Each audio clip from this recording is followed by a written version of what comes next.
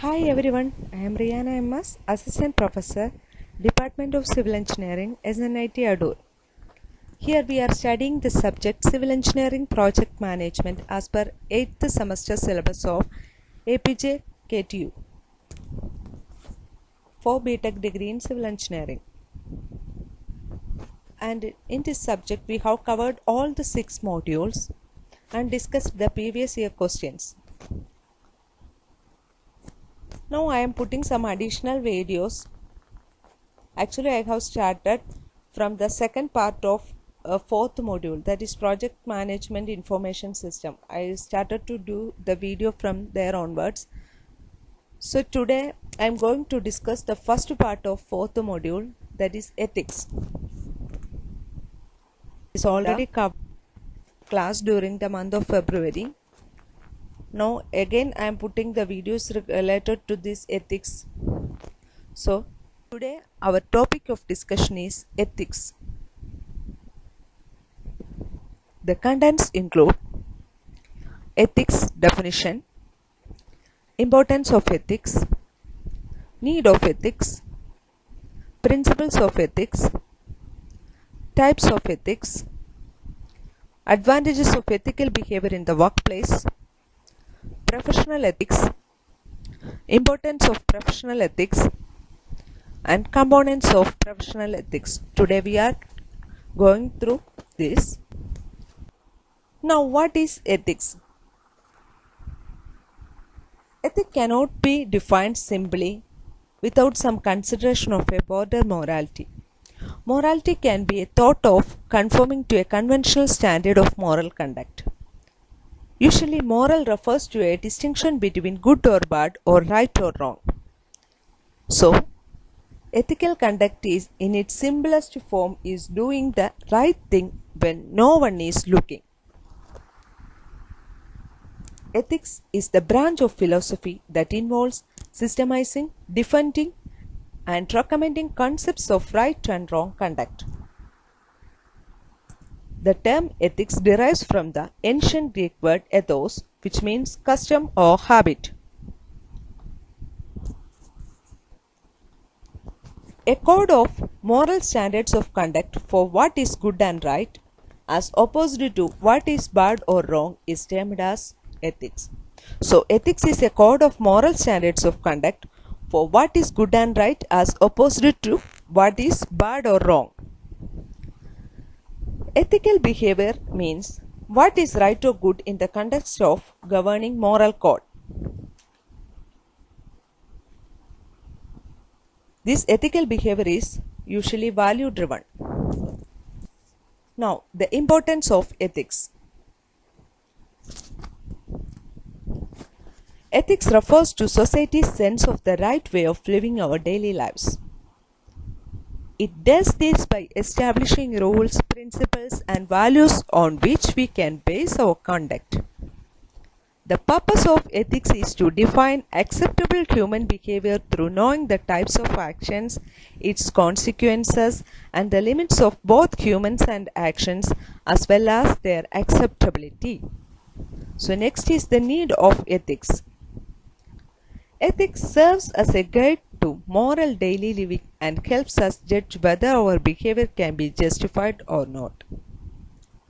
Ethics guides us like a map. Ethics is about feeling for others. Ethical values creates integrity.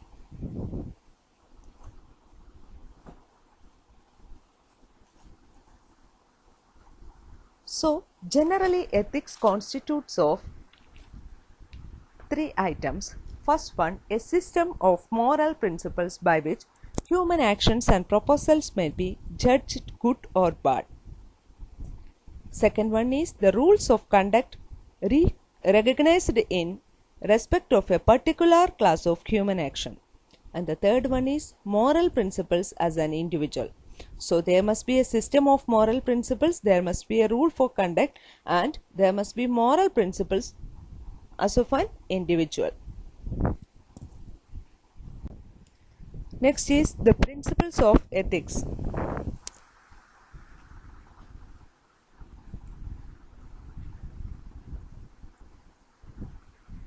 It includes honesty, that is, acting with honesty and avoiding conduct likely to result directly or indirectly in the deception of others. Next is fair reward. Avoiding acts which are likely to result in another party being deprived of a fair reward for their work. Next is reliability. Maintaining up to date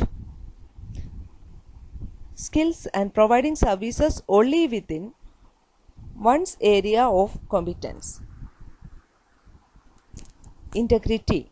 Having due regard for the interest of the public, particularly people who will make use of the facility. Next is objectivity. Identifying any potential conflicts of interest and disclosing the conflict to a person who would be very much affected by it. Next is accountability. It is related to providing information and working on matters within our knowledge which are potentially detrimental to others who may be adversely affected by them. Next is truthfulness and confidentiality. Next is autonomy and informed consent. Next is beneficence. And next is justice. Last but not the least is the last one, fairness. Not seeking to obtain a benefit which arises directly or indirectly from unfair treatment of other people.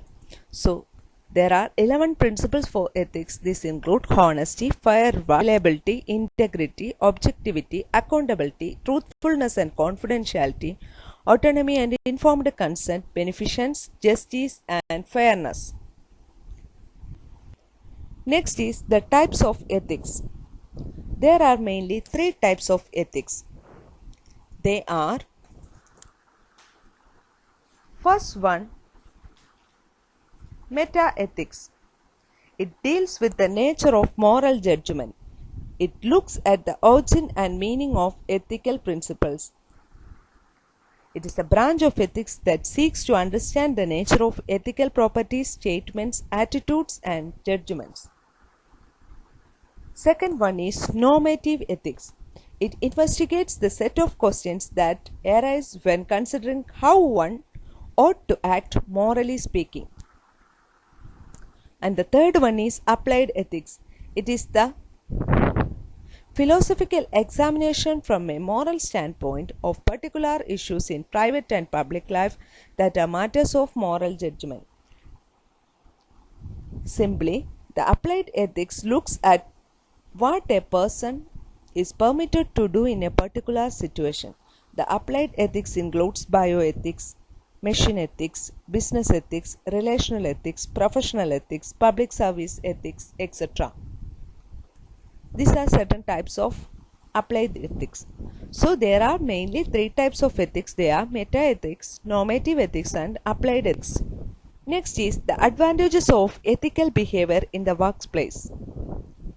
First one, it builds customer loyalty. It retains good employees in the organization. It creates a positive work environment in the organization. It is easy to avoid legal problems. It is easy to make profit in. So next is professional ethics. Professional ethics is defined as the personal and corporate rules that govern behavior within the context of a particular profession. Professional ethics are principles that govern the behavior of a person or group in a business environment. So, the professional ethics include ideal-based ethics, that is character-based. Second one, consequence-based ethics, which is outcome-based, and the principle-based ethics, which is based on rules, codes, and standards of conduct. So, professional ethics is of 3 categories: ideal based ethics, consequence based ethics and principle based ethics. Next is the importance of professional ethics. Professional ethics establishes a baseline for common decency, respect, fairness, and integrity in a given business area. It provides a basis for positive and shared expectations about the nature of products and services.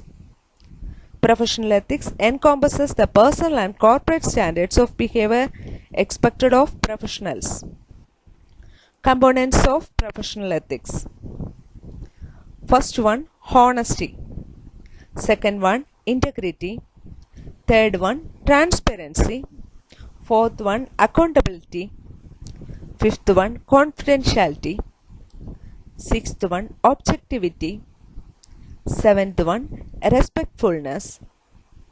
Eighth one, obedience to the law. And the last one, loyalty. So there are 9 components for professional ethics. They are honesty, integrity, transparency, accountability, confidentiality, objectivity, respectfulness, obedience to the law, and loyalty.